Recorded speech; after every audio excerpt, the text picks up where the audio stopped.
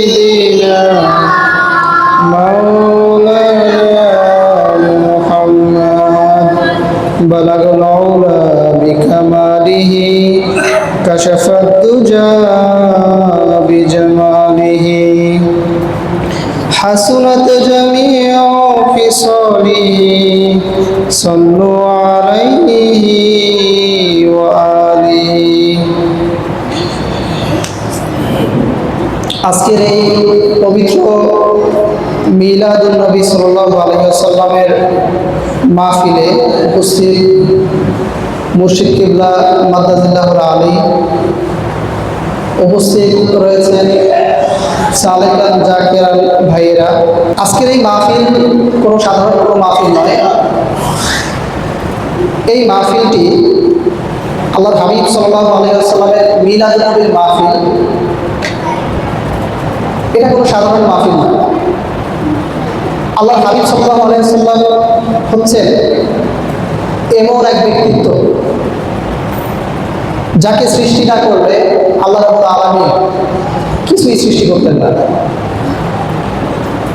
যাকে সৃষ্টি না করলে আমাদের এই অস্তিত্ব থাকতো না।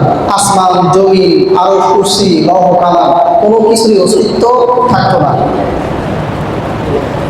সেই প্যারা নবী সাল্লাল্লাহু আলাইহি ওয়াসাল্লামের সুমহান শান মানের মাহফিল হচ্ছে আজকে এই মাহফিল। আল্লাহ তাআলা তাকে এই দুনিয়াতে প্রেরণ করেছেন রহমত হিসেবে। আল্লাহ রাব্বুল আলামিন পবিত্র কোরআনে বলেন, ওয়া আরসালনাকা ইল্লা রাহমাতাল লিল আলামিন। সেই রহমতের শুকরিয়া স্বরূপ আজকে আমরা এই মাহফিলে সবাই সমবেত হয়েছে। আমি আসলে প্রফেশনাল কোনো বক্তা না। নবীজির শানে লেখালেখি করার চেষ্টা করি, নবীজি সাল্লাল্লাহু আলাইহি ওয়াসাল্লামের শানে কিছু কথা বলার চেষ্টা করি। হয়তো আমি অন্যান্য বক্তাদের মতো সুর দিয়ে অনেক কথা বলতে পারবো না, তবে আপনাদের কাছে এমন কিছু দলিল, এমন কিছু কথা আমি উপস্থাপন করতে পারবো যেই দলিলগুলো বর্তমানে আমাদের দরকার। পবিত্র মিলাদুন নবী সাল্লাল্লাহু আলাইহি ওয়াসাল্লামের মাহফিলের বিরুদ্ধে আমাদের সমাজে প্রতিটা জায়গায় বিরুদ্ধাচরণ ছড়িয়ে পড়েছে। তারা বিভিন্নভাবে বলার চেষ্টা করে যে মিলাদুন নবী সাল্লাল্লাহু আলাইহি ওয়াসাল্লাম বলতে কিছু নাই। সিরাতুন নবীর আলোচনা করতে হবে, সিরাতুন নবী নিয়ে কথা বলতে হবে, সিরাতুন নবী নিয়ে থাকতে হবে। সিরাতুন নবী জায়েজ, মিলাদুন নবী বিদআত। কিন্তু তারা আজ পর্যন্ত তারা যেই ভাবে সিরাতুন নবীর মাহফিল উদযাপন করে, যেমন কয়েক বছর পূর্বে আমাদের দেশের এক সম্প্রদায় তারা জাহাজে করে পিকনিক করে সিরাতুন নবীর মাহফিলের আয়োজন করেছে। কিন্তু আমরা যখন ঘরোয়াভাবে সুন্দরভাবে মজলিস করে জশ্নে জুলুসের মাধ্যমে মিলাদুন নবী সাল্লাল্লাহু আলাইহি ওয়াসাল্লামের মাহফিল উদযাপন করি, তখন তারা বলে যে এটা তো বিদআত। কিন্তু তারা যে জাহাজ নিয়ে উদযাপন করলো, এটা তখন জায়েজ হয়ে যাবে। কোন সাহাবী সিরাতুন নবী সাল্লাল্লাহু আলাইহি ওয়াসাল্লামের মাহফিল জাহাজ নিয়ে করেছে, এটার দলিল তারা দিতে পারে। তো এই মাহফিল অত্যন্ত বরকতময় মাহফিল। রব্বুল আলামিন সর্বপ্রথম এই মাহফিলের সূচনা করেছেন সেই রূপ জগতে। আমরা যদি আরো পূর্বে যাই, যে রব্বুল আলামিন নবীজি সাল্লাল্লাহু আলাইহি ওয়াসাল্লাম যে এই দুনিয়াতে আগমন করবে, এটা তিনি ঘোষণা করেছেন এই সৃষ্টি জগৎ সৃষ্টি করার অনেক পূর্বে। আদম আলাইহিস সালাম যখন দুনিয়াতে 300 বছর কান্নাকাটি করলেন, 300 বছরে তিনি রব্বুল আলামিনের কোনো সারা শব্দ পেলেন না। তখন হঠাৎ করে একদিন তার মনে পড়ল যে আরশে আজিমের সাথে তিনি লেখা দেখেছিলেন, লা ইলাহা ইল্লাল্লাহু মুহাম্মাদুর রাসূলুল্লাহ। এই কথা তার মনে পড়লো যে নিশ্চয়ই রব্বুল আলামিনের নামের সাথে যে নাম মুবারক রয়েছে, এটা কোনো সাধারণ ব্যক্তির নাম নয়, এটা কোনো উনি সাধারণ কেউ না। সুতরাং ওনার উসিলায় যদি দোয়া করি, হয়তো আল্লাহ রাব্বুল আলামিন আমাকে ক্ষমা করবেন। তো তিনি আল্লাহ রাব্বুল আলামিনের কাছে মুহাম্মদ সাল্লাল্লাহু আলাইহি ওয়াসাল্লামের নামে উসিলায় দোয়া করলেন। তখন আল্লাহ রাব্বুল আলামিন তাকে জিজ্ঞাসা করলেন, আপনি এই নাম কোথায় পেলেন?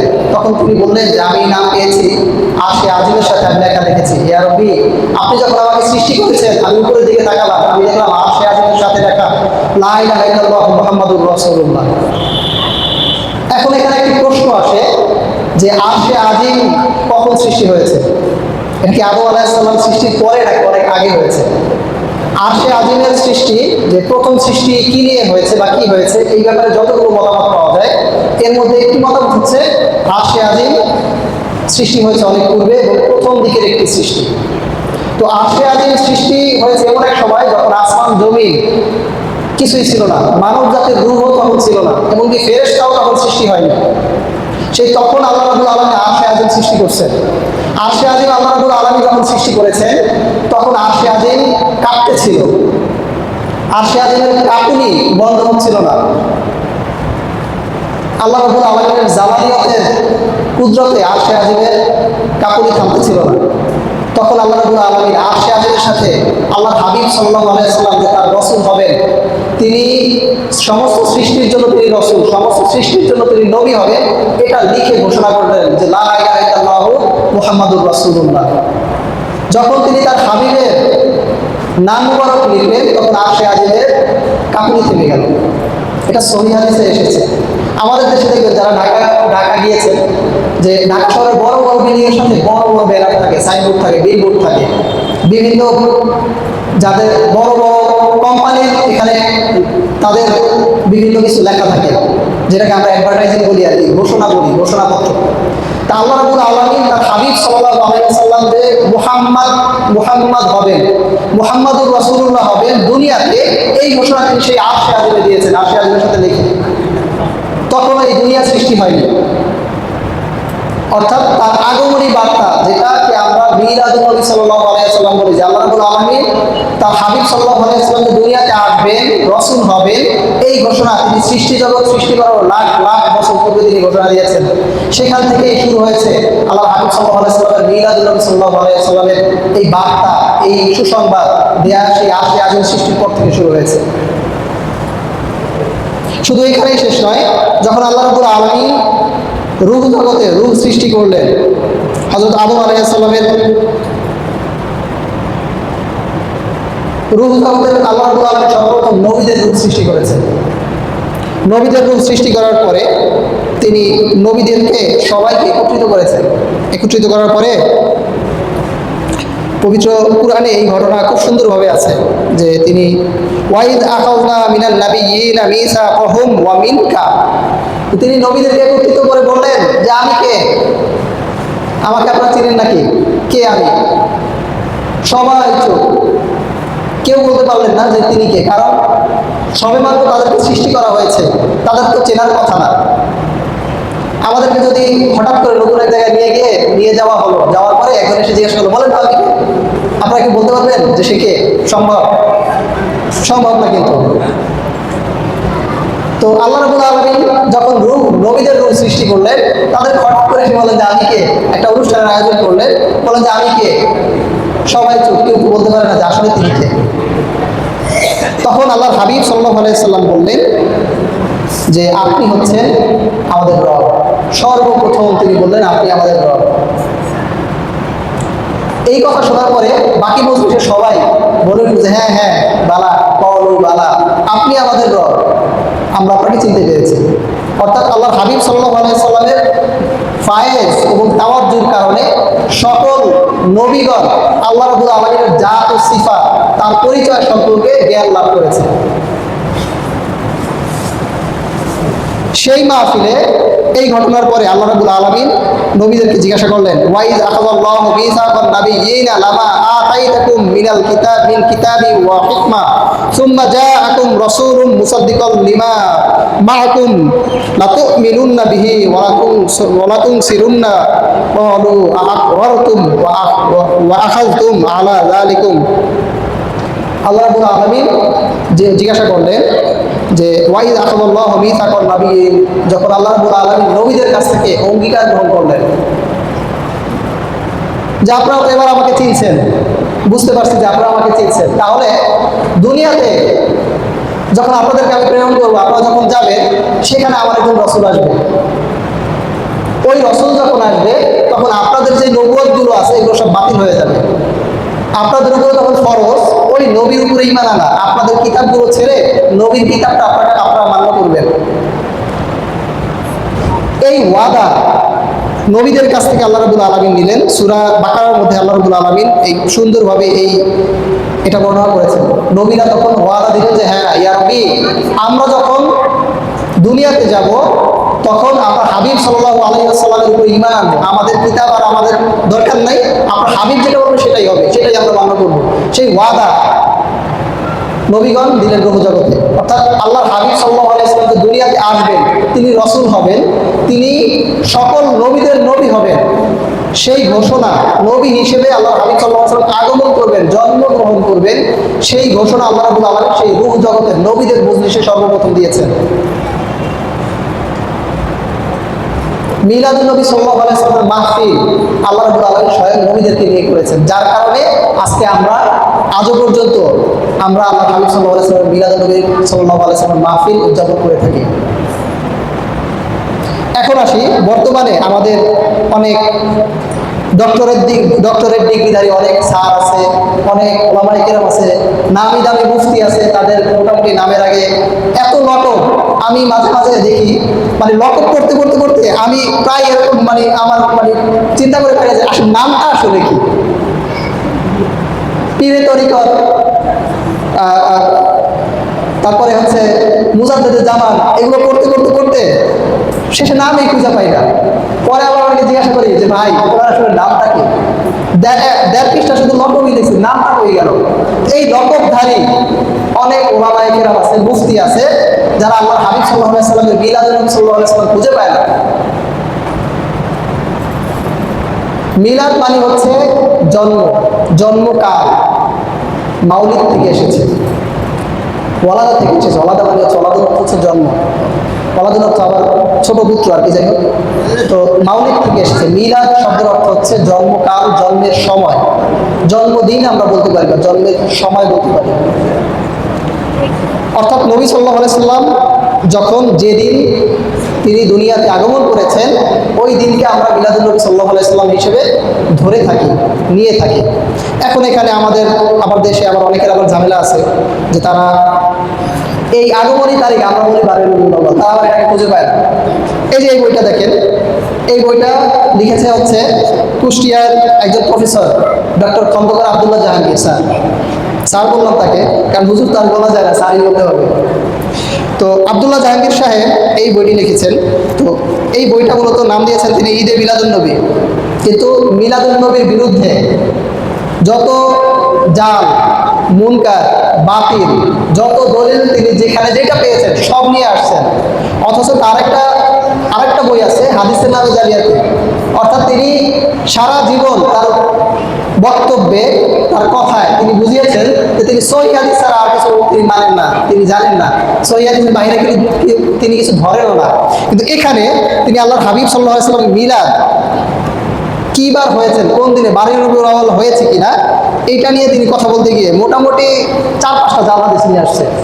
এই যে আমার লেখা আছে, আমি যে অনলাইনে লিখি, তো এই যে আমার লেখাগুলো এখানে সব প্রিন্ট দেওয়া।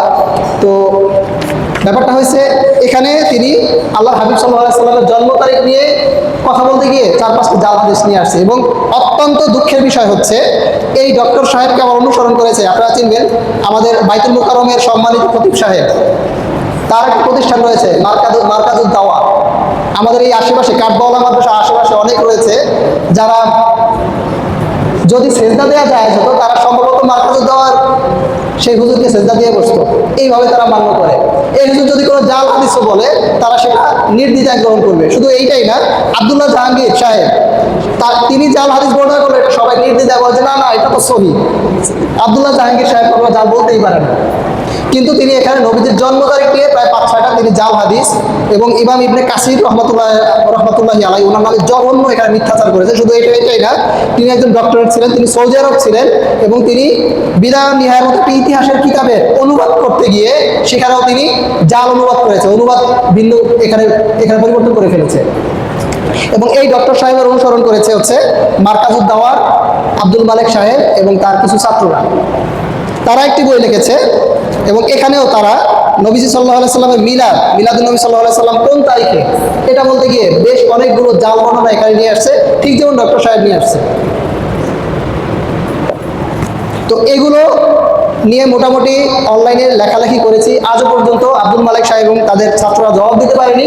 তারা মাঝে মাঝে আমাকে চা খাওয়ার দাওয়াত দেয়, তো বলে হামিদ ভাই একটু আসেন, চা খেয়ে যান, আমরা 2-4টা কথা বলি। তো এখন আসি মূল কথায়। নবীজি সাল্লাল্লাহু আলাইহি সাল্লামের জন্ম তারিখ আসলে কি বার, কোন মাসে এবং কত তারিখে হয়েছে? মাশহুর মত হচ্ছে নবীজি সাল্লাল্লাহু আলাইহি সাল্লামের জন্ম তারিখ হচ্ছে 12ই রবিউল আউয়াল এবং তিনি সোমবার দিন জন্মগ্রহণ করেছেন। এবং এর বিপক্ষে যতগুলো মত রয়েছে, 2 তারিখে 2 রবিউল আউয়াল মত রয়েছে, 8ই রবিউল আউয়াল মত রয়েছে, 17 রবিউল আউয়াল, 22 রবিউল আউয়াল এবং অন্যান্য মাসের কথাও রয়েছে, রমজান মাসের কথাও রয়েছে। এগুলো প্রতিটা দলিল জাল, মাতরুক এবং মুনকার, একটিও দালিলিকভাবে কোনো গ্রহণযোগ্যতা নাই। কারো যদি দরকার হয় যে হ্যাঁ এই দলিলগুলো দরকার, আমার সাথে যোগাযোগ করবেন, আমি সব দিয়ে দিব।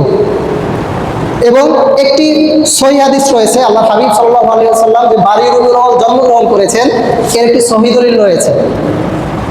এই সহিহ দলিল নিয়ে আবার তাদের অ্যালার্জি আছে, তারা বলে যে এটা সহিহ না, এটা তো সনদে সমস্যা, অনেক কথা তারা বলে। ইমাম জুরকানি রহমতুল্লাহি আলাইহি তিনি একটি কিতাব রেখেছেন আল আবাতিরু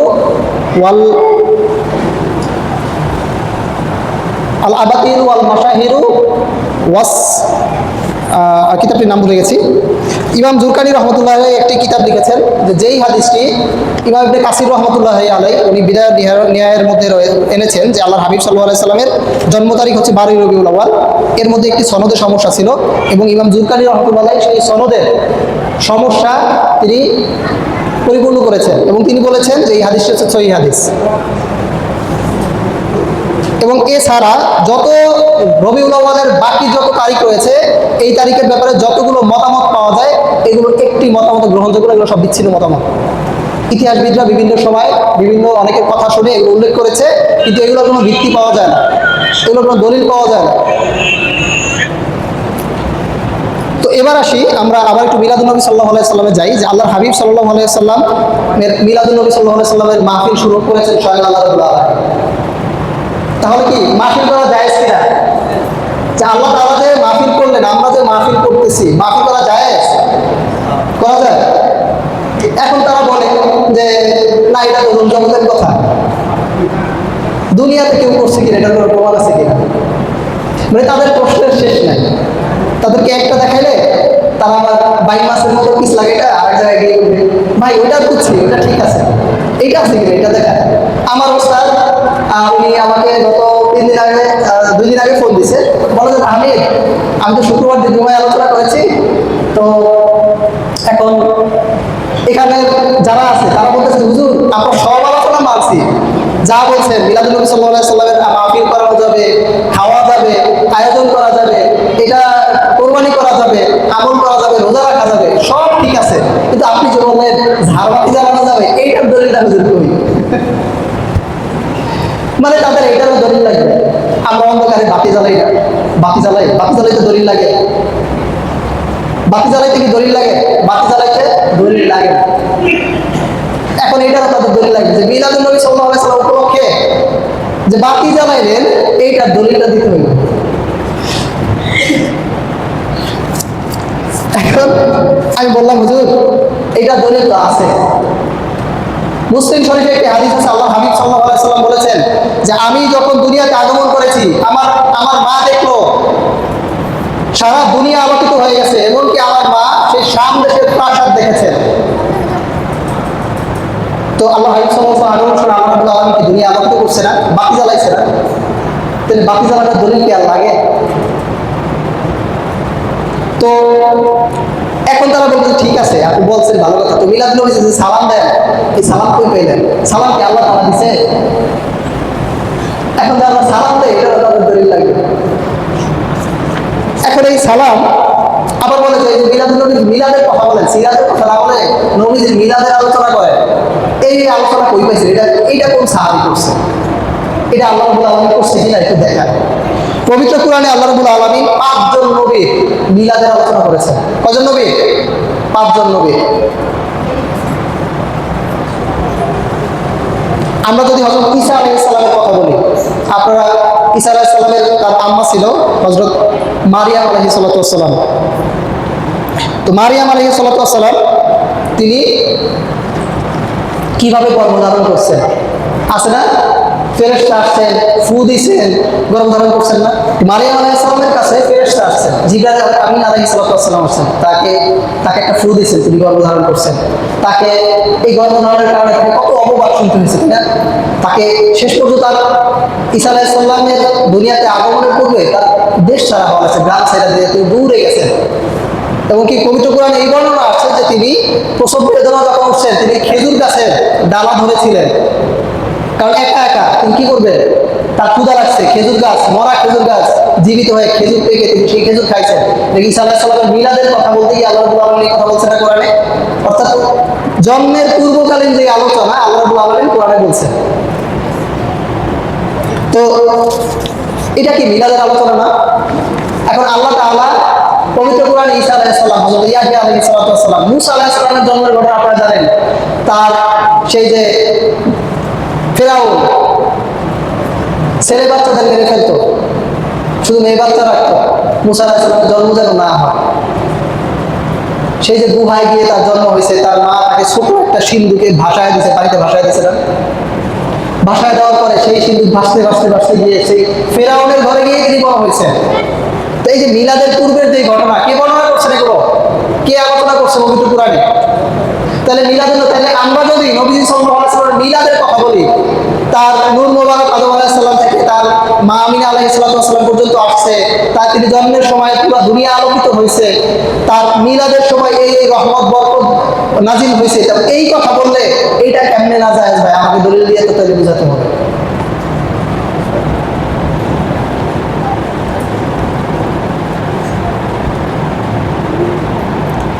কি দলিল লাগবে না? নাই যে এটা দলিল লাগবে না? দলিল ছাড়া কথা বলা যাবে? আল্লাহ তাআলা নবীদের মিলাদের আলোচনা করছেন কোরআনে, আমরাও আলোচনা করি মাহফিলে। মাহফিল কেন করি? কারণ আল্লাহ তাআলা মাহফিল করছে, এই কারণে আমরাও মাহফিল করি। আল্লাহ তাআলা মাহফিল কিভাবে করছে? নবীজির আগমনী বার্তা দিচ্ছে, নবীজি যে আসছেন তার শান প্রকাশ করছে, তিনি নবী হবেন, তিনি রাসূল হিসেবে আসবেন, তিনি কিতাব পাবেন, এবং তোমাদের উপরে ফরজ, নবীদের তোমাদের উপরে ফরজ, তোমাদের কিতাব লেখা তার উপরে ঈমান আনবা। এই যে নবীজির শান প্রকাশ করে, আমরা মিলাদুন নবীর মাহফিলে কি করি? নবীজির শান নিয়ে আলোচনা করি। তাহলে দলিল পাইলাম কিনা? পেলাম। আচ্ছা, এখন আসি সালাম কেন দেন? সালাম আবার কি পাইলেন, তাই না? তো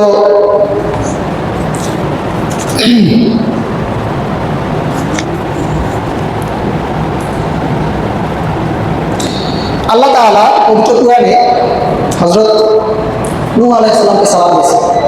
নূহ আলাইহিস সালাম যে ঘটনা, তিনি বিপদে পড়ছিলেন, তিনি সেই যে কিস্তি নিয়ে পানির মধ্যে, ঝড়ের মধ্যে, নূহ আলাইহিস সালামের কিস্তির কথা এগুলো বলার পর আল্লাহ রাব্বুল আলামিন বলছেন সালামুন আলা নূহিন ফিল আলামিন, হে নূহ আপনার প্রতি সালাম, কারণ আপনি এত কষ্ট করছেন, এত ত্যাগ স্বীকার করছেন, পুরা জাতি নিয়ে আপনি নৌকায় চড়ছেন বছরের পর বছর, আপনার উপরে সালাম। এরপর আল্লাহ রাব্বুল আলামিন এই একই সূরার মধ্যে, এই সূরা আস-সাফফাত, এই সাফফাতের মধ্যে আল্লাহ তাআলা হযরত ইব্রাহিম আলাইহিস সালামের ঘটনা আছে। এখানে দেখেন ইব্রাহিম আলাইহিস সালামের ঘটনা, হযরত ইসমাঈল আলাইহিস সালামের ঘটনা। ইসমাঈল আলাইহিস সালাম ছিলেন হচ্ছে আল্লাহর হাবিব সাল্লাল্লাহু আলাইহি ওয়াসাল্লামের পূর্বপুরুষ, তাই না? ইসমাঈল আলাইহিস সালামের জন্মকালীন ঘটনা আপনারা জানেন যে তার আম্মার বাচ্চা হচ্ছিল না, তারপর হয়েছে, অনেক কষ্ট করে হয়েছে। এই ওনার দুইজনকে রাইখা হাজরা আলাইহিস সালাম, ঈসা আলাইহিস সালাম শিশু দুটোকে রাইখা তিনি সেই ছোট্ট কিন্তু সঠিক মিলাদের ঘটনা, তাকে সেই মক্কার মতো সেই রুক্ষ ভূমিতে রেখে তিনি চলে গেছেন। যে আল্লাহ তাআলা দেখবেন আবে জমজমের যে কাহিনী এখান থেকে হিত হয়েছে। আল্লাহর হাবিব সাল্লাল্লাহু আলাইহি ওয়াসাল্লামের নূর মোবারক ছিল ইসমাঈল আলাইহিস সালামের মধ্যে, নূরে মুহাম্মদ ছিল, যার কারণে আবে জমজমের উৎপত্তি। এটা আল্লাহ হাবিব সাল্লাল্লাহু আলাইহি ওয়াসাল্লামের নূর মুবারকের ফায়েজ, নূর মুবারকের শাহ, যে আবে জমজম কিভাবে উৎপত্তি হলো। সেই ইসমাইল আলাইহিস সালামের জন্মের সুসংবাদ, তার জন্মকালীন ঘটনাগুলো আল্লাহ রাব্বুল আলামিন বর্ণনা করে বলছেন সালামুন আলা ইব্রাহিম। তো এই যে জন্মকালীন ঘটনা বর্ণনা করার পরে পবিত্র কুরআনে আল্লাহ রাব্বুল আলামিন নবীজিকে সালাম দিতেছে। আমরা কি করি মাহফিলে? আমরাও তো একই কাজ করি যে নবীজি সাল্লাল্লাহু আলাইহি ওয়াসাল্লামের জন্মকালীন ঘটনা বর্ণনা করার পরে নবীজির প্রতি সালাম পেশ করি, তাই না? তার দলিল নাই কিভাবে? দলিল নাই নাকি আপনাদের চোখে সমস্যা, চোখে কাঠের চশমা পরে যাচ্ছেন কোনটা? এরপরে আল্লাহ রাব্বুল আলামিন হযরত ইসমাইল আলাইহিস সালামের মিলাদের সুসংবাদ দিয়েছেন, তার ঘটনা বর্ণনা করেছেন। হযরত মুসা আলাইহিস সালামের ঘটনা বর্ণনা করার পরে সেই একই সূরার মধ্যে সূরা সাফফাতের 120 নম্বর আয়াতের মধ্যে আল্লাহ রাব্বুল আলামিন বলতেছেন সালামুন আলা মুসা ওয়া হারুন, যে আপনাদের প্রতি সালাম। এরপরে আল্লাহ রাব্বুল আলামিন হযরত ইলিয়াস আলাইহিস সালামের ঘটনা বর্ণনা করে তিনি যে দ্বীনের দাওয়াত দিয়েছেন, কষ্ট করছেন, মানুষের কাছে দাওয়াত পৌঁছে দিয়েছেন, অনেক কষ্ট করছেন হযরত ইলিয়াস আলাইহিস সালাম। এরপরে তিনি আল্লাহ রাব্বুল আলামিন তাকে সালাম দিয়েছেন সালামুন আলা ইলিয়াস। এরপরে আল্লাহ রাব্বুল আলামিন এই সমস্ত নবীগণের যে জন্মকালীন ঘটনা আছে এগুলোর আবার একটা সংক্ষেপে একটা বর্ণনা দিয়ে আবার বলতেছে যে সালামুন আলাল মুরসালিন আলহামদুলিল্লাহি রাব্বিল আলামিন, যে সমস্ত নবীগণের প্রতি সালাম। আমরাও কি করি? মিলাদুন নবী সাল্লাল্লাহু আলাইহি সাল্লামের কি করি? নবী সাল্লাল্লাহু আলাইহি সাল্লামকে সালাম পেশ করি। আল্লাহ রাব্বুল আলামিন পবিত্র কোরআনে বলেছেন ইন্নাল্লাহা ওয়া মালাইকাতাহু ইউসাল্লুনা আলান নবী ইয়া আইয়ুহাল্লাযীনা আমানু সাল্লু আলাইহি ওয়া সাল্লিমু তাসলিমা, যে নিশ্চয়ই ফেরেশতাগণ আল্লাহ তাআলা স্বয়ং আল্লাহ তাআলা নিজে এবং ফেরেশতাগণ নবীজি সাল্লাল্লাহু আলাইহি ওয়াসাল্লামের উপরে সালাম পেশ করে। সুতরাং যারা ঈমান আনছো তোমরাও সালাম দাও। কেমনে? আদবের সাথে। কিসের সাথে? আদবের সাথে, উত্তম ভাবে। এখন কি শুয়া গড়াগড়ি খায়া হাসতে হাসতে গল্প গুজব করে সালাম দেওয়া উত্তম, নাকি ধ্যান খেয়ালের সাথে খুব মহব্বতের সাথে সালাম দেওয়া উত্তম? আচ্ছা, ধ্যান খেয়াল কেমনে হয়? আমরা এখানে 5 জনের সাথে কথা বলতেছি আর নবীজিকে সালাম দিতেছি, এটা ধ্যান খেয়াল হয় নবীজির প্রতি? এটা উত্তম ভাবে হয়? আপনি একজনের সাথে কথা বলতে গেছেন, এখন ওই লোক বারবার মোবাইল টিপে, মনে করেন আপনি তার সাথে কথা বলছেন, সে মোবাইল দেখতেছে, আপনার কি বলবেন বলেন তো? এরকম পরিস্থিতি করছেন আপনারা কখনো, যে আপনি একটা মানুষের সাথে কথা বলছেন, সে মোবাইল দেখতেছে, হয়েছে না এরকম? মানে সে আপনাকে ইগনোর করতেছে, সে আপনাকে পাত্তা দিচ্ছে না, দাম দিচ্ছে না। তাহলে এটা কি উত্তম ভাবে কথা বলা হলো? তাহলে আল্লাহ রাব্বুল আলামিন বলেছে তোমরা কি করো? ভালোভাবে সালাম দাও, দাঁড়িয়ে সালাম দাও। তো দাঁড়িয়ে যদি আমরা আদবের সাথে সালাম দিই, এটা চাও। এখন আর তারা বলবে দাঁড়ানোর এই দলিল আমরা কই পাই না, এখানে থেকে উত্তম ভাবে গেছে দাঁড়ানোর আবার কথা আবার কই পেয়ে দেয়। কারণ তাদের গুরু আছে একজন, নাম হচ্ছে শামসুল হক ফরিদপুরি, এই যে বই নিয়ে আসছিলেন। শামসুল হক ফরিদপুরিকে সবাই চেনে, এক নামে চেনে। তাদের এই গুরু কি বলছে আমরা একটু দেখি। আমি খুব বেশি দলিলে যাচ্ছি না, দাঁড়ানোর আর কোনো দলিলে যাচ্ছি না। আমি যতটুকু জানি যে আশেপাশে অনেকেই আছে তারা মিলাদুন নবী সাল্লাল্লাহু আলাইহি ওয়াসাল্লামের বিরুদ্ধাচরণ করছে, তাদেরকে বলতে দাওয়াত দিলাম, আসেন ভাই একটু দু চা খাই আর গল্প করি। আপনারা কি মিলাদুন নবী দলিল পান না? আপনারা কি দাওয়াত দিলাম, একটু আসেন, আমরা একটু কথা বলে দিচ্ছি। একটা কথা বললে বুঝবো যে আসলে দলিল কি পান না, নাকি সমস্যা আপনার মধ্যে। তো এই শামসুল হক ফরিদপুরিকে তারা তো এক নামে চিনি। শামসুল হক ফরিদপুরির কথা শুনলে তারা দাঁড়ায় যায়, কিন্তু নবীজির কথা শুনলে তারা দাঁড়ায়। তারা যখন শামসুল হক ফরিদপুরির কথা বলে দাঁড়ায় কথা বলে, তো হুজুরের সামনে যদি আমার বেয়াদবি হয়ে যায়। তো এই শামসুল হক ফরিদপুরি কি বলছে, চলেন আমরা এইটা একটু পড়ি আর কি। আচ্ছা, প্রশ্ন, মৌলুদ শরীফ পড়া নিয়ে এবং মৌলিদ শরীফ পড়ার মধ্যে কিয়াম করা নিয়ে অনেক মতবিরোধ, এমনকি অনেক দলাদলি বলাবলি পর্যন্ত হইতেছে। এই ব্যাপারে আসল জিনিসটা কি সে সম্পর্কে আপনার ইলমের তাহকিক অনুযায়ী আপনার মতামত কি জানাইয়া আমাদিগকে সুখী করিবেন। আশা করি ইহাতে সমাজের গণ্ডগোল বা ভুল বোঝাবুঝি দূর হইবে। এটা হচ্ছে শামসুল হক ফরিদপুরিকে একজন প্রশ্ন করছে। তিনি জবাব কি বলতেছে? জবাব বলতেছে, আচ্ছা আমি একটু সংক্ষেপ করি। তিনি অনেক বড় একটা জবাব দিচ্ছে মিলাদ শরীফ নিয়ে। তার মধ্যে মিলাদ শরীফ সাল্লাল্লাহু আলাইহি সাল্লামের হচ্ছে হযরত রাসূলুল্লাহ সাল্লাল্লাহু আলাইহি সাল্লামকে সর্বাধিক মহব্বত করা এবং তাজিম করা ফরজ। কি বলতেছে শামসুল হক ফরিদপুরি? আবার কি বলতেছে তরিকতের মজলিসে, আচ্ছা অবশ্য কিয়ামকে শরীয়তের হুকুম মনে করা, অর্থাৎ আচ্ছা তরিকতের মজলিসে সেই রূপ যদি একজনের হাল গায়ে বিয়া করে, অর্থাৎ কিয়ামের মজলিসে তিনি বলতেছে যে কিয়ামকে আবশ্যক মনে করা গুনাহ, কিন্তু কেউ যদি তরিকতের একটা মজলিসে এরকম হাল হয় যে সে দাঁড়াইয়া করছে নবীজিকে সালাম দেওয়ার জন্য, তবে তরিকত অনুসারে সকলেরই দাঁড়াইয়া দেওয়া উচিত। কি করা উচিত? দাঁড়াইয়া দেওয়া উচিত, অর্থাৎ কিয়াম করা উচিত। এই রূপে জিকিরে রাসূলের মজলিসেও মহব্বতের জোশে একজন দাঁড়াইয়া গেলে সকলেরই দাঁড়াইয়া দেওয়া উচিত, অর্থাৎ ইহা একটি উত্তম আদর। কি আদর? উত্তম আদর। কোনটা উত্তম আদর? নবীজি সাল্লাল্লাহু আলাইহি ওয়াসাল্লামকে দাঁড়িয়ে সালাম দেয়া উত্তম আদর। কে বলতেছে? শামসুল হক ফরিদপুরি, আমাদের দেশের কওমি মাদ্রাসার গুরু ঠাকুর। কওমিরা যাদেরকে চোখ বুজে মান্য করে এর মধ্যে একজন হচ্ছে শামসুল হক ফরিদপুরি। সে বলতেছে দাঁড়াইয়া সালাম দেওয়া উত্তম আদর। আবার কি বলতেছে? ইহার বিপরীত বেয়াদবি। ইহার বিপরীত বেয়াদবি। এই যে এখানে আছে। তাইলে আজকে যারা বলতেছে যে আমরা শামসুল হক ফরিদপুরিকে মানি কিন্তু দাঁড়াইয়া সালাম দেই না, তাই তারা কি? জোরে বলেন, তারা কি? তারা একটা বেয়াদব। এটা কি বলছে? আমি বলছি আমার কথা? তা আমাদের আশেপাশে অনেকেই আছে যারা শামসুল হক ফরিদপুরির কথা শুনলে দাঁড়ায় যায় কিন্তু নবীজির কথা শুনলে দাঁড়ায় না। এগুলো একটা বেয়াদব, চরম আকারের বেয়াদব, দালিলিক বেয়াদব। তাদের বেয়াদব, এটা দলিল আছে, সার্টিফিকেট আছে, সার্টিফিকেট প্রাপ্ত বেয়াদব। সার্টিফিকেটটা দিয়েছে তাদেরই গরু খাবে শামসুল হক ফরিদপুরি। এখন আপনারা কি বলবেন? পাইলাম কিনা? কিয়াম করার দলিল পাইলাম? আচ্ছা, এখন আসি মিলাদুন নবী বেদাত। তার মানে মিলাদুন নবী বেদাত। এখন এই বেদাতের দলিল তারা কই পাইল? তাদেরকে বলি যে ভাই একটা দলিল দেখান যেখানে লেখা রয়েছে যে মিলাদুন নবী বেদাত, এটা কই আছে একটু দেখান। এখন এই দলিল তারা তো দেখাইতে পারে। এখন দলিল দেখাইতে না পারে কি করে জানেন? জাল হাদিস নিয়ে আসে। কি করে? জাল হাদিস নিয়ে আসে, জাল হাদিস। এই যে বইটা কমিদের মোটামুটি বর্তমান রিসেন্ট ভাইরাল বইটা রেজাল্ট করিম আবরারের, এই রেজাল্ট করিম আবরারের একটা হিস্টরি বলি। যখন 2019-এ লেখালেখি করি এই বইটার উপর আমি জবাব দিয়েছিলাম। এই রেজাল্ট করিম আবরার আমার জবাবের পরে বহুত ভিডিও ডিলিট করে দিয়েছে, বহুত লেখা অনলাইন থেকে সরিয়ে দিয়েছে।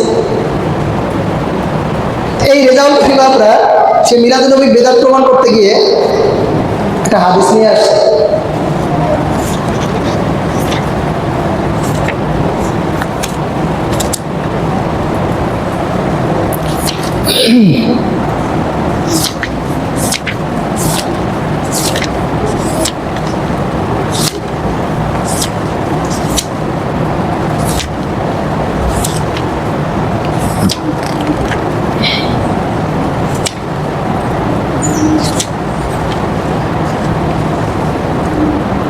এই যে এখানে হাদিসটা আছে। এখানে কি আছে? কুল্লু ইবাদাতিন লাম ইয়াতাআব্বাদ বিহা আসহাবু রাসূলিল্লাহি সাল্লাল্লাহু আলাইহি ওয়াসাল্লাম ফালা তা'বুদুহা। যে নবীজি যে ইবাদত করে নাই, নবীজি সাহাবীরা যে ইবাদত করে নাই, এই ইবাদত যদি কি করে তাইলে এটা কি? এটা তোমরা করো না। নবীজি সাহাবীরা যে ইবাদত করে নাই এটা তোমরা করো না। এই হাদিসটা রেজাল্ট করে আপনার নিজেই তার মাহফিলে দোয়া পাঠায় বলে এই হাদিসের সনদ নাই, ওই হাদিস সবার মতো যা। কিন্তু এই বেচারা আজ পর্যন্ত এই হাদিসের একটা সনদ দিতে পারলো না আমাকে। কি দিতে পারে নাই? সনদ দিতে পারে নাই। তাহলে রেজাল্ট করে আপনার নিজের সনদ, নিজের তরিকায় এই হাদিসের একটা জাল হাদিস। শুধু তাই না, এই হাদিসের জাল হাদিস এখানে আমার বিস্তারিত লেখা রয়েছে। কারো যদি দরকার হয়, আশেপাশে অনেকে আছে তাদের দরকার হয়, আসবেন ইনশাল্লাহ দিয়ে দিব। শুধু তাই না, মিলাদুন নবী প্রমাণ করতে গিয়ে এইখানে দেখেন ইবনে হাজার হাইতামি রহমাতুল্লাহ আলাইহি। ইবনে হাজার হাইতামি রহমাতুল্লাহ আলাইহি উনি হচ্ছে কাবা শরীফের ইমাম ছিলেন, 900 হিজরির একজন ইমাম, প্রখ্যাত একজন ইমাম। তিনি আল্লাহ হাবিব সাল্লাল্লাহু আলাইহি সাল্লামের মিলাদুন নবী সাল্লাল্লাহু আলাইহি সাল্লামের উপরে আমি আল্লাহর কুবরা আল্লাহ নামক একটা কিতাব লিখেছেন, অত্যন্ত সুন্দর। তো তার একটা ফতোয়া কিতাব আছে, এটা হচ্ছে ফতোয়ায়ে হাদিসিয়া। আমার কাছে আছে ফতোয়াটা বাসায়।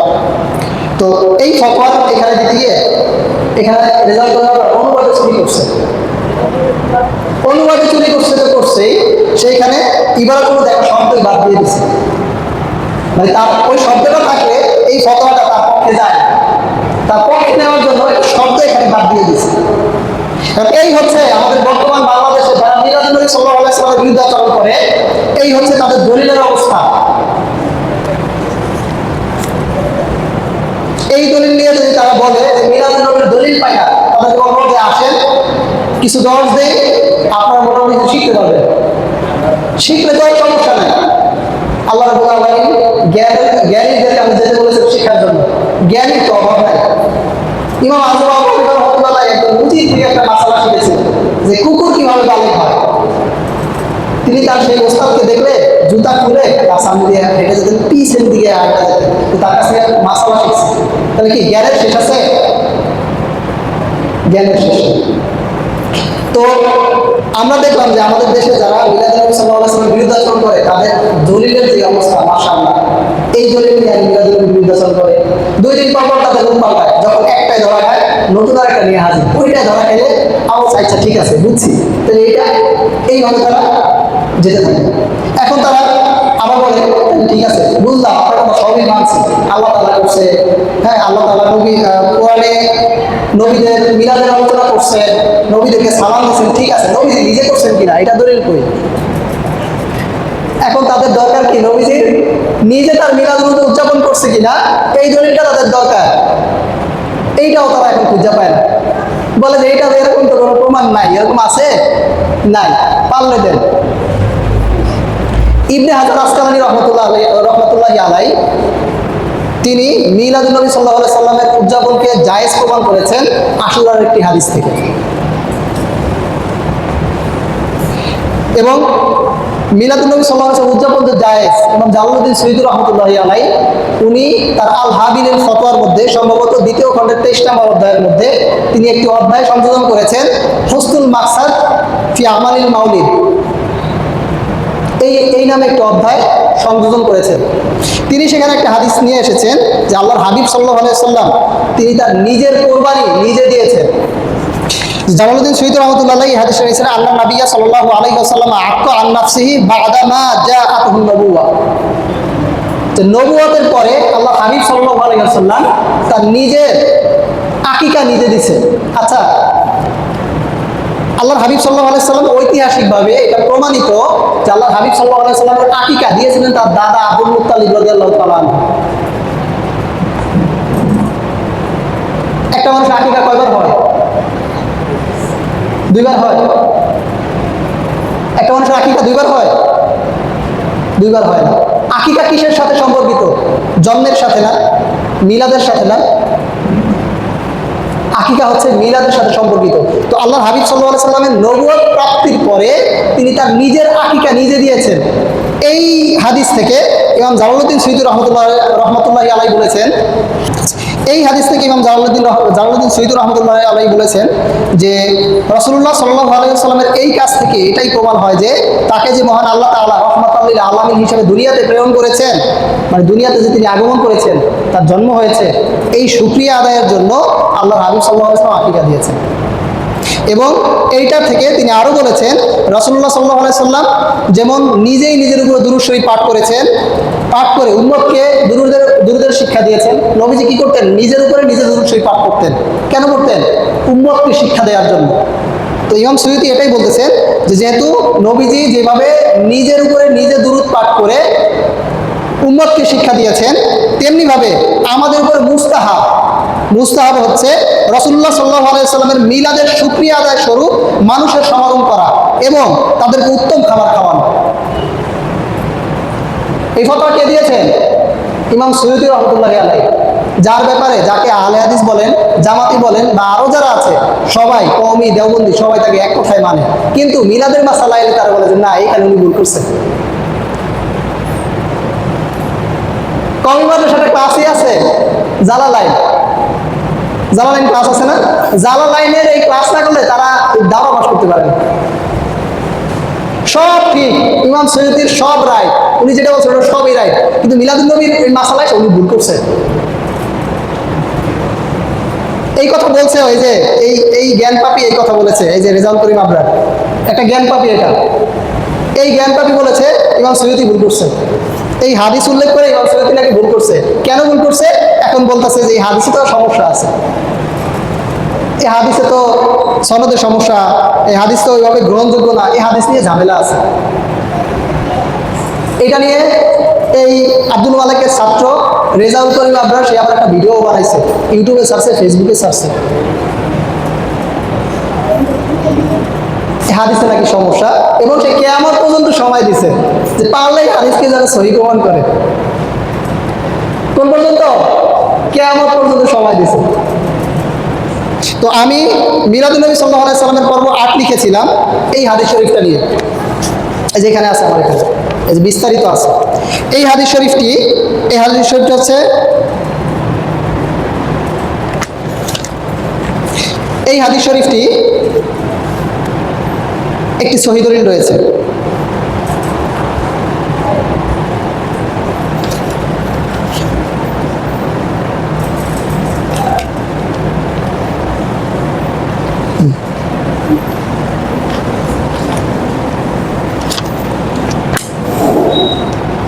এই হাদিস শরীফটি মূলত অনেকগুলো সনদে বর্ণিত, 3 থেকে 4টা সনদে বর্ণিত হয়েছে। কয়টা সনদে? 3 থেকে 4টি সনদে। একটি সনদ হচ্ছে সহিহ সনদ। যখন এটা নিয়ে আমি লেখালেখি করলাম, আমার এখানে আছে আর কি, যখন এটা নিয়ে লেখালেখি করলাম, এই রেজাউল করিম আবরার সে তার ফেসবুক থেকে আর ইউটিউব থেকে পোস্ট ভিডিও সব ডিলিট করে দিচ্ছে। এমনকি সে দারুণাতে আমার ওস্তাদ ওসমান গনি সালিহ সাহেবের কাছে সিলেটে এক মাহফিলে দেখা হয়েছে, সালিহ সাহেব বলছে কি বড় বড় কথাটা বলছিলা, কেমন পর্যন্ত সময় দিছিলা, তাহলে এই হাদিস এখন সহি কেমন হইল? তখন হুজুর আসলে এটা আমার ভুল ছিল, আমি তো এটা বুঝি নাই যেটা একটা সহি দলিল আছে। কিন্তু তারপরেও এরা মানে না। এরা আবার কয়েকদিন আগে দেখলাম নতুন এই যে কয়েকদিন আগে নতুন ভিডিও ছাড়ছে যে ঈদ আবার ঈদ হিসাবে গ্রহণ করা যাবে না, মিলাদুন নবীকে কি বলা যাবে না, ঈদ বলা যাবে না। আবার নতুন ফতোয়া যে ঠিক আছে মিলাদুন নবী মানছি, মিলাদুন নবীতে নবী সাল্লাল্লাহু আলাইহি সাল্লাম কি করছেন? কোরবানি করছেন। কি করছেন? কোরবানি করে আকিকা দিয়েছেন, মানে তার নিজে মিলাদের আলোচনা করেছেন কোরবানি করে। তাহলে বুঝলাম মাহফিল করা জায়েজ, সালাম দেওয়া জায়েজ, মিলাদের আলোচনা করা জায়েজ, কোরবানি করা জায়েজ। এখন কোরবানির গোশত কি একা খাওয়া যায়? মানুষ নিয়ে খেতে হয় না? মানুষ নিয়েই তো খেতে হয়। আচ্ছা বুঝলাম যে মাংস নিয়ে আপনি কোরবানির গোশত খাইলেন, সবই মানছি, ঈদ বলেন কেন? ঈদ তো বলা যাবে না। এখন আবার তারা এখানে আবার আইসা তারা বলেছে না না না, আপনারা ঈদে মিলাদুন নবী বলেন, ঈদ বলা যাবে না, শুধু মিলাদুন নবী সাল্লাল্লাহু আলাইহি সাল্লাম বলতে হবে। পড়ছিনি বিপদে। যেইটাই দেখায় যে সালাম দেওয়া যায় কোরআনে আল্লাহ দিছে, এই মিলাদুন নবীর মিলাদের আলোচনা যায় এটাও কোরআনে আল্লাহ পাক বলছে, সবই ঠিক আছে। আর ঈদ কেমনে কইলেন? ঈদ তো পাওয়া যাবে না। ঈদ তো বছরে 2টা, কোরবানির ঈদ আর রোজার ঈদ, এছাড়া আর কোনো ঈদ নাই। বুঝতে পারছেন? তো যখন তাদেরকে বললাম যে ঠিক আছে কোরবানির আর রোজার ঈদ ছাড়া যেহেতু ঈদ নাই, আল্লাহ রাব্বুল আলামিন তো বলছেন শুক্রবার দিন হচ্ছে কি সাপ্তাহিক ঈদ। এখন এটা বললে তারা চুপ করে থাকে। তাই চাই শুক্রবারের কথা বলছে, তো নবী মিলাদের কথা তো আর কেউ বলেনি। বুঝতে পারছেন? নবীজি মিলাদের কথা বলেনি।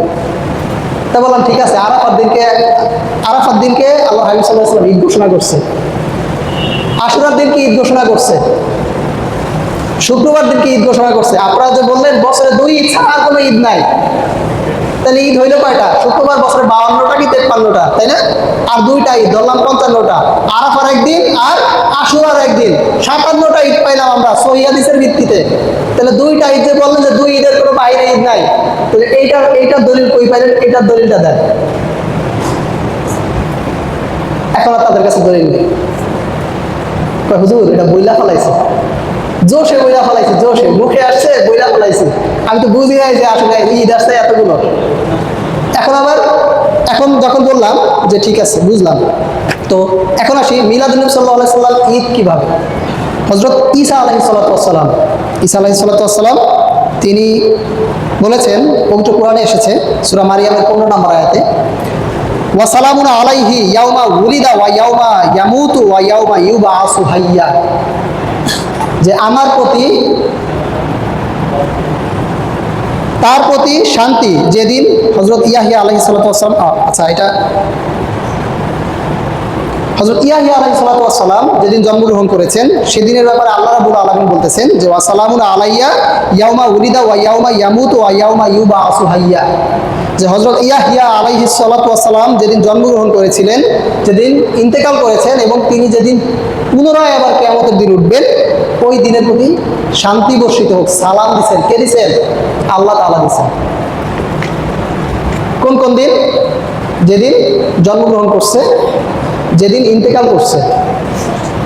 ইন্তেকালের দিনকেও কি আল্লাহ পাক সালাম দিচ্ছে? এখন ওরা আবার বলবো কি যে 12 রবিউল আউয়াল নবীজি তো ইন্তেকালও করছে, তো ওই দিন আপনারা খুশি হন কেন? আমরা ঈদের দলিল দিচ্ছি, এই কথাটা শেষ করি। তারা বলে 12 রবিউল আউয়াল ঈদ, এটা দলিল নাই। আচ্ছা, আবার ঈদ মানে তো খুশি হওয়া, তাহলে ওই দিন তো নবীজি ইন্তেকালও করছেন, তাহলে আপনারা ওই দিন খুশি হন কেন? ওই দিন আপনারা কান্নাকাটি করেন না কেন? আচ্ছা, নবীরা কি মারা যায়? কেউ যদি মনে করে নবীরা ইন্তেকাল করেছে, সেই ইন্তেকাল করেছে বা মারা গেছে, সে কি আহলে সুন্নাত ওয়াল জামাতের অন্তর্ভুক্ত?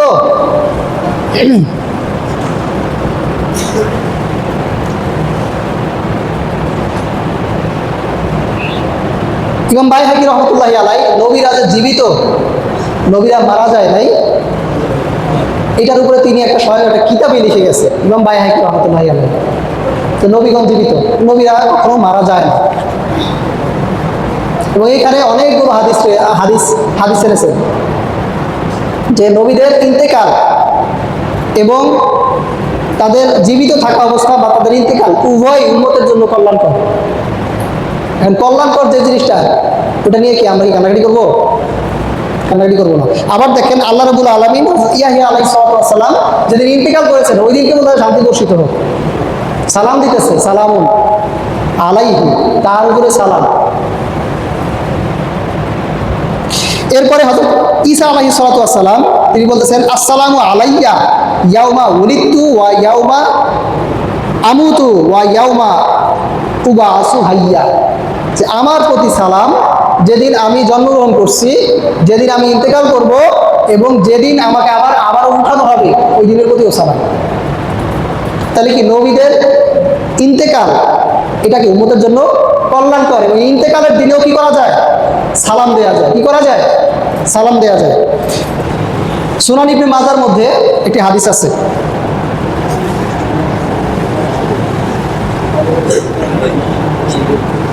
সুনান ইবনে মাজার মধ্যে একটি হাদিস আছে। এই তো হাদিসটা, এই যে আপনারা দেখেন এখানে হাদিসটা আছে আর কি। তো এই হাদিসটার মধ্যে আল্লাহ হাবিব সাল্লাল্লাহু আলাইহি সাল্লাম বলছেন, ক্বালা নবী সাল্লাল্লাহু আলাইহি সাল্লাম, এখানে তিনি বলছেন যে আল্লাহ তাআলার নিকট যত দিনগুলো আছে, দিনগুলোর মধ্যে জুমার দিনটা হচ্ছে শ্রেষ্ঠ এবং অধিক সম্মানিত। যে একটু আগে বললাম যে জুমার দিনকে আল্লাহ রাব্বুল আলামিন ঈদ বলছে, ইন্না ইয়াউমাল জুমআতা সাইয়্যিদুল আইয়াম, যে জুমার দিন হচ্ছে দিনের নেতা আর কি, দিন সমূহের নেতা, যেই মানে সবচেয়ে ভালো দিন, মর্যাদাপূর্ণ একটা দিন।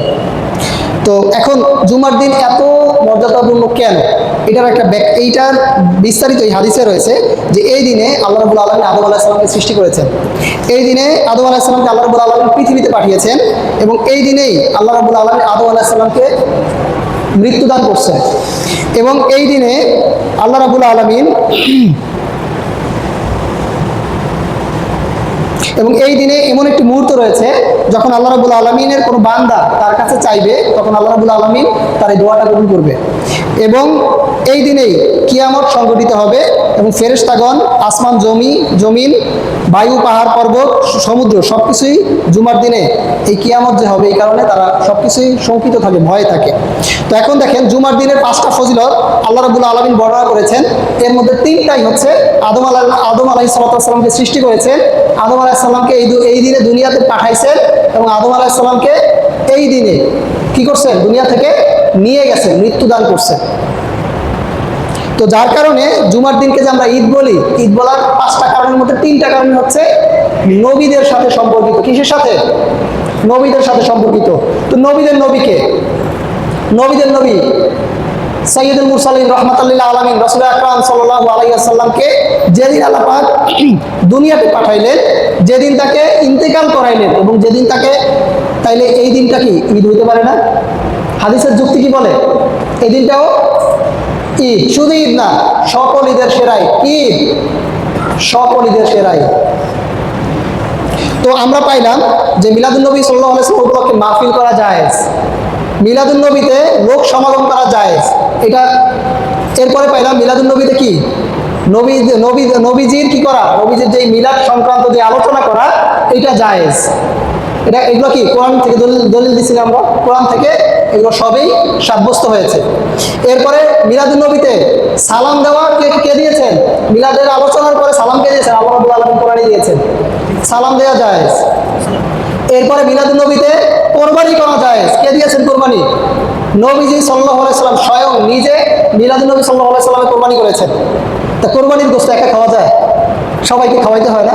তার মানে কি, যে তবারও যে বিতরণ করা, মানুষকে খাওয়ানো মিলাদুন্নবী সাল্লাল্লাহু আলাইহি সাল্লামের মাহফিল উপলক্ষে, এটাও কি নবীজি স্বয়ং নিজে করেছেন, জায়েজ।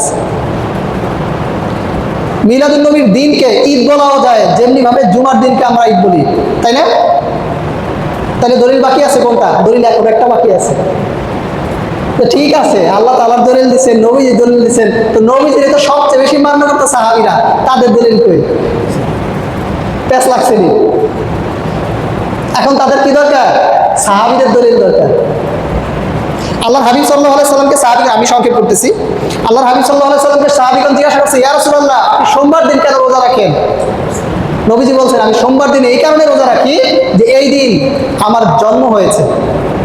এই কথা শোনার পরে এইখানে আপনাদের কারো কি মনে হয় যে সাহাবীরা সোমবার দিন রোজা কোনোদিন মিস করছে? আমার এখানে অনেকগুলো দলিল আছে, অনেকগুলো দলিল আছে যে সাহাবীরা সারা জীবন সোমবার দিন রোজা রেখেছেন। হযরত আলী রাদিয়াল্লাহু তাআলা আনহু, আম্মাজান আয়েশা রাদিয়াল্লাহু তাআলা আনহা, আম্মাজান উম্মে সালামা রাদিয়াল্লাহু তাআলা আনহা থেকে হাদিস এখানে রয়েছে, ইবনে আব্বাস রাদিয়াল্লাহু তাআলা আনহু থেকে এখানে হাদিস রয়েছে। সাহাবীরা সারা জীবন সোমবার দিন রোজা কেউ কোনোদিন মিস করেন। অসংখ্য দলিল রয়েছে, অসংখ্য, যে নবীজি সাল্লাল্লাহু আলাইহি ওয়াসাল্লাম তার জন্মের শুকরিয়া স্বরূপ যে সোমবার দিন রোজা রাখতেন, প্রতি সোমবার সাহাবীরাও সারা জীবন সোমবার দিন রোজা রেখেছেন। তাহলে কি সাহাবীরা নবীর জন্ম উপলক্ষে শুকরিয়া আদায় স্বরূপ রোজা রাখছে না? রোজা রাখছে। এই হাদিস থেকে নবী সাল্লাল্লাহু আলাইহি ওয়াসাল্লামের জন্মদিন উপলক্ষে যে ইবাদত, কোন একটা ইবাদত করা যায়, নতুন রোজা রাখা, নফল ইবাদত করা যায়, এই হাদিস থেকে এই মাসালা সাব্যস্ত আমি করি না, ইমাম সৈয়দী রহমাতুল্লাহ করেছেন।